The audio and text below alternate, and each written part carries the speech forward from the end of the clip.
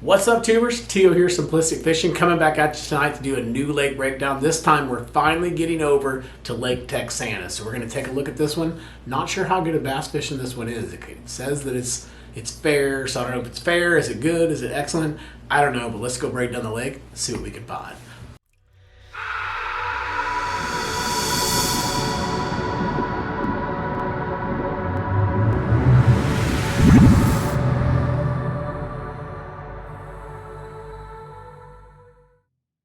As always, if we're breaking down a Texas lake, we are going to go out to the Texas Park and Wildlife fishing page first and see what the lake characteristics are for the lake, and also what kind of information can we gather about this lake. This is another lake that I've never been to in Texas, so this will be the first time really looking at it and breaking it down. So always good information out here on this website, especially if you're just now starting out on a certain lake. So let's take a look at it. Lake Texana.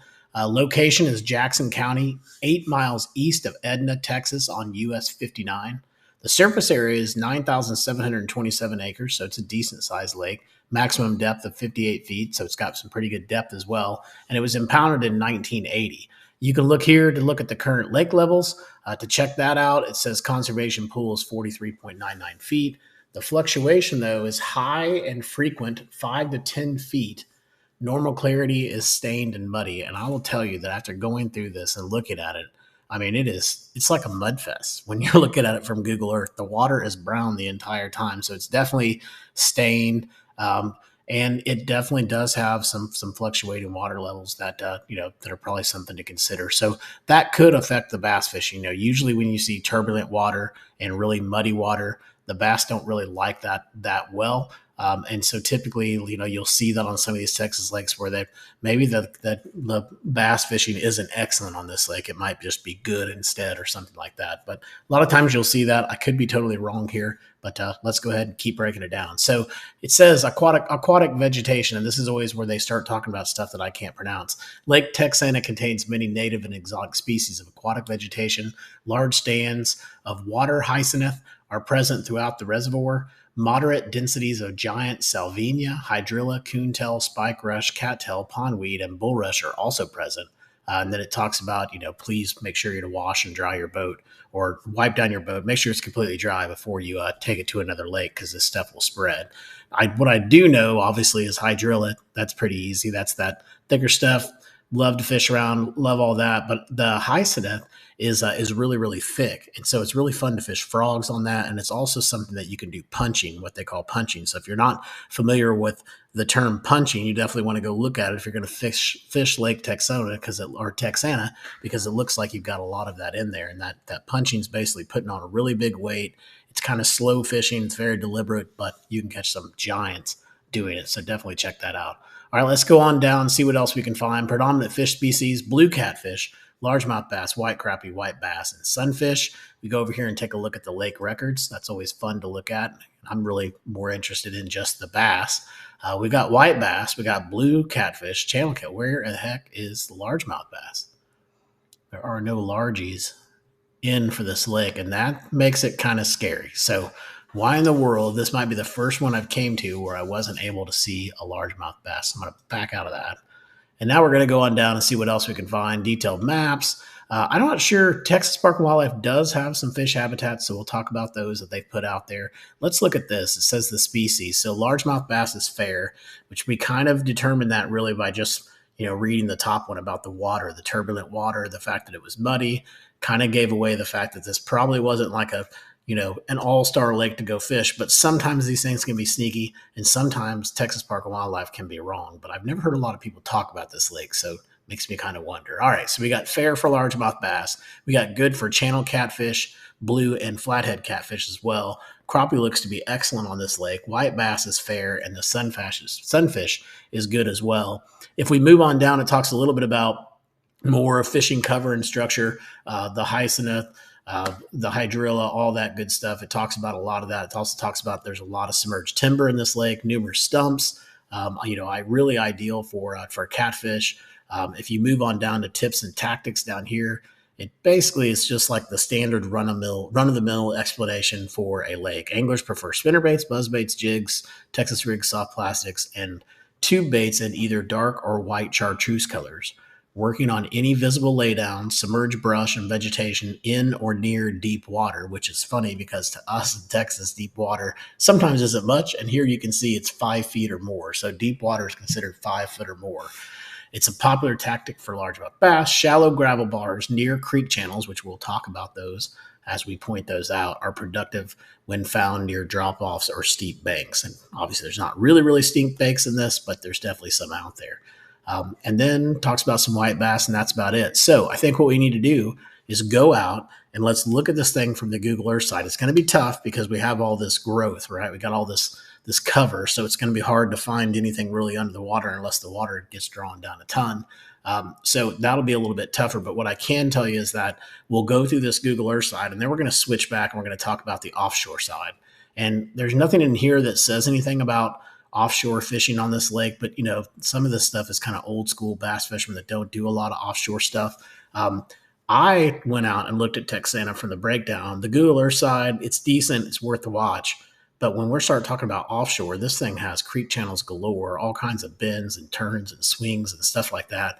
And I got to imagine that you're going to be able to go out there and map this thing correctly, find those little sweet spots, and hopefully be able to catch some pretty decent fish out in those channels away from the bank, which are going to be a lot easier to, once you figure it out, are going to be a lot easier to find than beating the bank and trying to punch all that hyacinth throughout the day. So anyways, let's go jump into this thing. Let's take a look on the Google Earth side, see what we can find, and then we'll come back probably with another video and talk about the offshore stuff.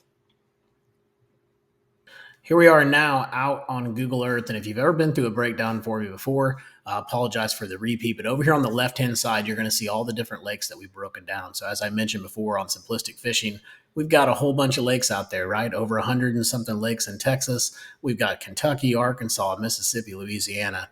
Heck, I think we even have some up in Wisconsin and Michigan too. So we're all over the place as far as these breakdowns go. But this time, tonight, we're focusing on Texas lakes. So we're going to go out here and we're going to look at Lake Texana.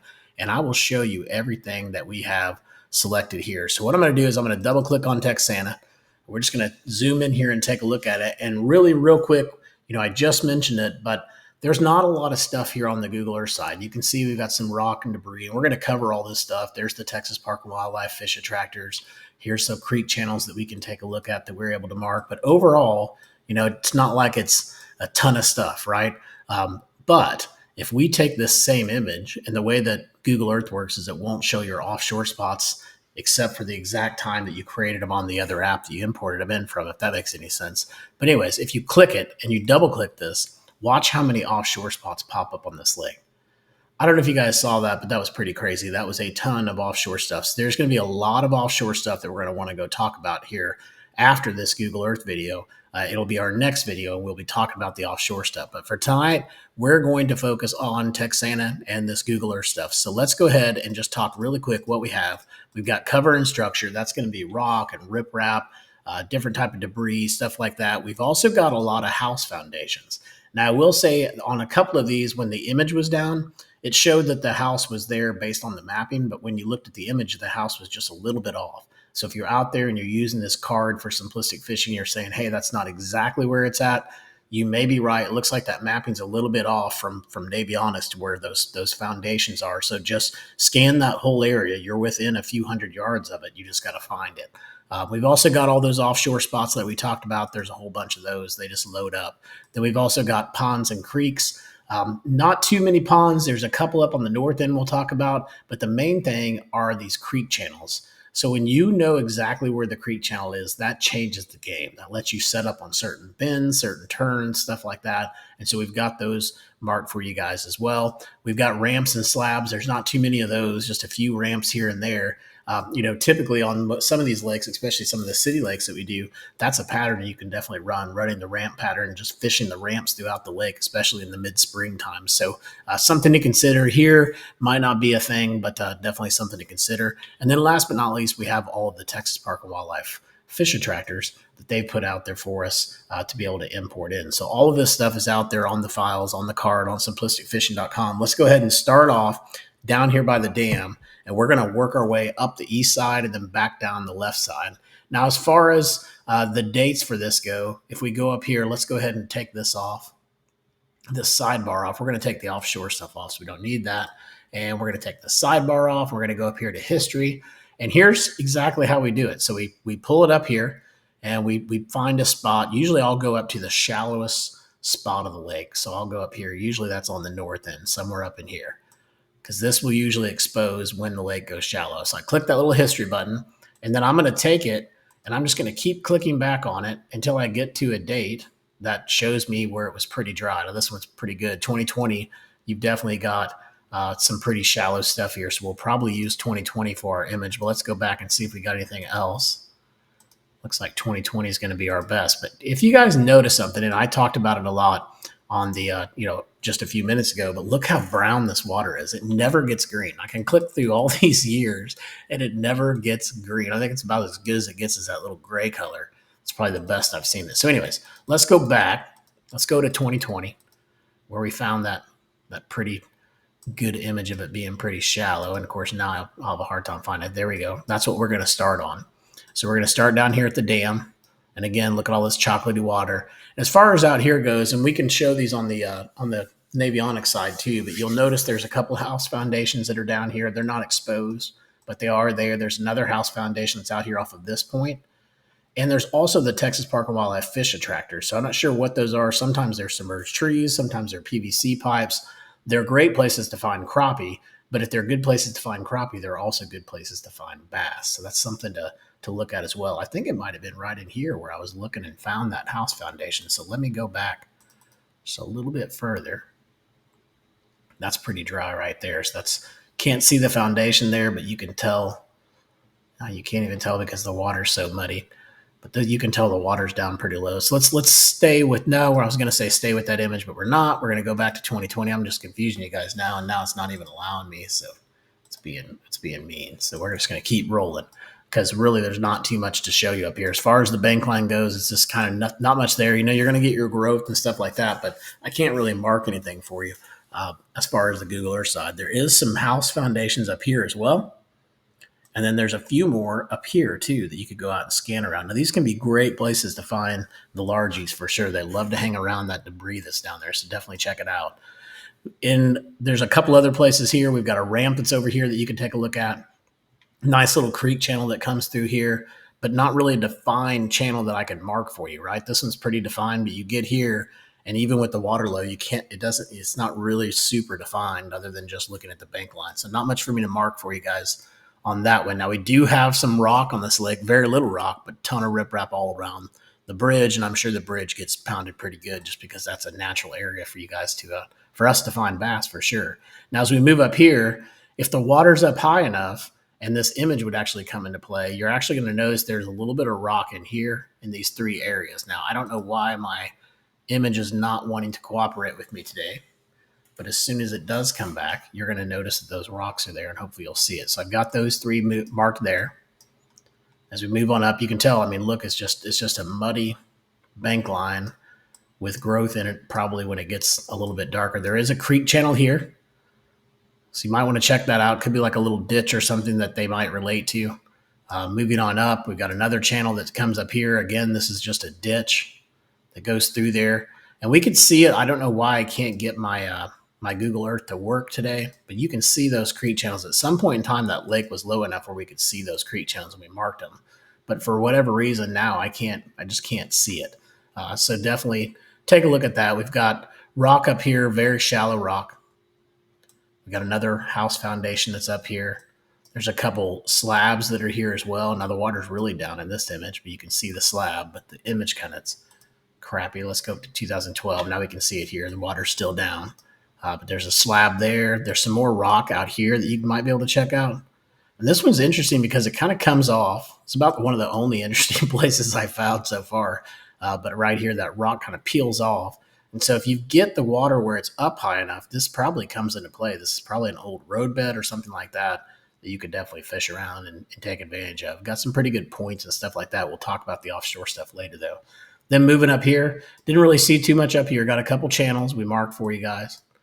We've got a pond that's up here. This one's pretty interesting. Look at the color difference between the pond and the actual area in here. Now, I don't know how you get into that pond or if you can even get into that pond, but I've got to believe that could be a pretty good place to go find some spawning fish and things like that, especially if that water's so much clearer than everything else around it. You've also got some channels up here and then another ramp. And again, you got a pretty good channel that's coming up here as well.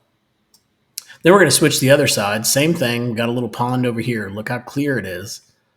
Well, that one's not as clear, but it's definitely clearer than the rest of the water that's around it. Now, again, how you get into that, I have no idea. The water's going to have to come up quite a bit in order for you to get access to that. Then you got some pretty decent channels that are up here. There's the main river channel coming down. And again, we're going to talk about that mainly on the offshore side because that's where it's going to come into play.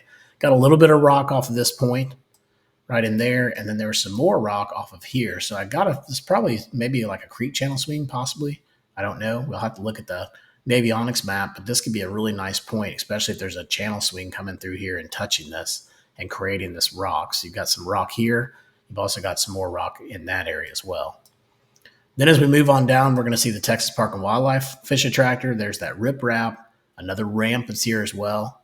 Some pretty good channels back in there, but nothing that we could really see to be able to mark for you guys. But I would definitely come in here and check out this area. I like how that channel goes back in there. You got some little creeks back in here as well. Could be a pretty good little shallow water fishing area. Then we're going to move on down. Another fish attractor that's in there. Another decent little creek channel that comes back in here that you could check out. There's a ramp there as well that might collect some fish. A little island you can fish around too. Another decent little creek channel that comes through here. The Texas Park and Wildlife Fish Attractor again, another boat ramp. Now, some of these points, we marked them for offshore, and you'll want to take a look at them, but some of these have some hard spots on them, like this one. That one, not so much. I think it was this one up here. So we marked these for you guys. We'll talk about them offshore, but some of them have a hard spot, especially that one right there would be definitely one I would want to fish around, even fishing around this debris or stumps or whatever it is that's out here. Hopefully that hard spot continues further out into the lake. Then we're going to move over here. We're going to see the same thing, right? A couple house slabs, a couple shallow rock. There is some debris that's up off of this point, but it's only going to come into play if and when the water comes up, and hopefully it'll be up high enough when you go out there to fish that. We got houses here, another thing. We got some more rock. I like this. I just don't know how close you can get. Is this buoyed off right here? Or actually, it looks like it's buoyed off right here. So if it is buoyed off right there, and this image is right, these 2 points are going to be some money makers. So you'll definitely want to fish around those points. I'm sure they're community holes already. So guys, again, wasn't too impressed from the Google Earth side on what we're able to find here, but I'm telling you, the offshore fishing on this lake, if it's horrible, then you have the best setup for offshore fishing, and it's a shame that it's horrible for you guys, but I definitely think we should go check it out. So make sure to tune in, come back next week. I'll have that out there, Texana offshore, and we're going to take a look at all that good stuff and see what we can find for you. Until next time, don't forget, go check out our website, simplisticfishing.com, for all your lake breakdowns, all that good stuff, and I hope you catch your PB. Take it easy.